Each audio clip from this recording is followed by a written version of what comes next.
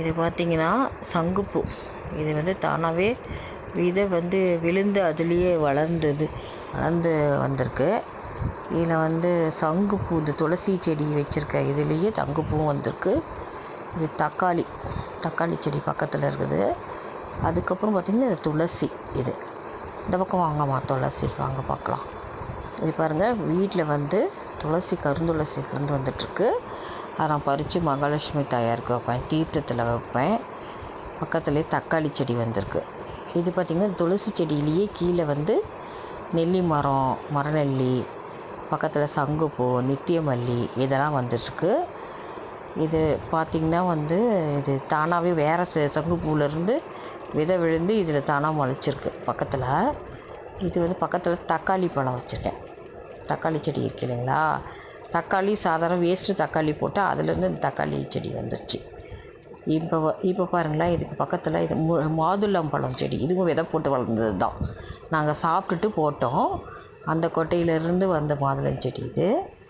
இங்கே பாருங்கள், இது பாரு நல்லா போட்டு சுற்றிட்டுருக்கு. இந்த இடத்துல ஒரு சங்குப்பூ வச்சுருக்கேன். அதில் இருக்க கொடி வந்து இந்த இதில் வந்து கற்பூரவள்ளி தலையில் சுற்றிட்டுருக்கு. இது கற்பூரவள்ளி தலை நல்லா படர்ந்து இருக்குது. இது வந்து அரளி செடி நாங்கள் வச்சுருக்கோம், அம்பாளுக்கு வைக்கணுன்றதுக்காக. அதுக்கு பக்கத்தில் வந்து துளசி, அதுக்கு பக்கத்தில் பார்த்திங்கன்னா எலுமிச்சம்பழம் செடி வச்சுருக்கேன். இங்கே தக்காளி. அது பார்த்திங்கன்னா கீழே பார்த்திங்கன்னா இதுக்கு கீழே இது தலைக்கு எண்ணெய் காய்ச்சிரோம்ல, வீட்டிலே எண்ணெய் தயாரித்து காய்ச்சிக்குவோம். அதுக்கு வந்து மஞ்சக்கரிசலாங்கண்ணி வளருது. இப்போ இந்த கற்பூரவள்ளி நீங்கள் பார்த்திங்கன்னா இது சாதாரணமாக நம்ம நினைக்கக்கூடாது. இதிலிருந்து ஒரு 3-4 இதழை வந்து பிச்சு எடுத்து நம்ம தண்ணி நல்லா கொதிக்கிற தண்ணியில் போட்டுட்டு, அதுக்கப்புறம் அதோடு சேர்ந்து துளசி கொஞ்சமும் எடுத்து நம்ம பறித்து போட்டு கொதிக்கிற தண்ணியில் போட்டு காய்ச்சி குடித்தோன்னு வச்சுக்கோங்க. 4 கருந்துளசி, கற்பூரவள்ளி இது 2யும் போட்டு காய்ச்சி குடித்தோமா, சளி எப்பேற்பட்ட சளியாக இருந்தாலும் சரியாக போயிடும்.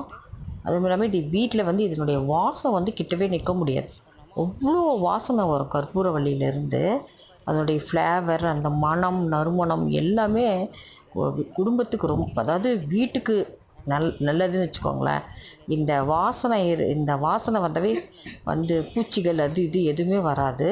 2வது இது வந்து நம்ம பல் விளக்கிட்டு இதை எடுத்து நம்ம வாயில் போட்டு நல்லா மென்னி அதுக்கப்புறம் நம்ம மவுத் வாஷ் பண்ணிட்டோன்னு வச்சுக்கோங்களேன், ஃப்ரெஷ்ஷாக இருக்கும். இது பாருங்கள், இந்த பழம் எப்போ வரப்போகுதுன்னு தெரியல, பார்த்துட்ருக்கோம். பிடிச்சிருந்தா சப்ஸ்கிரைப்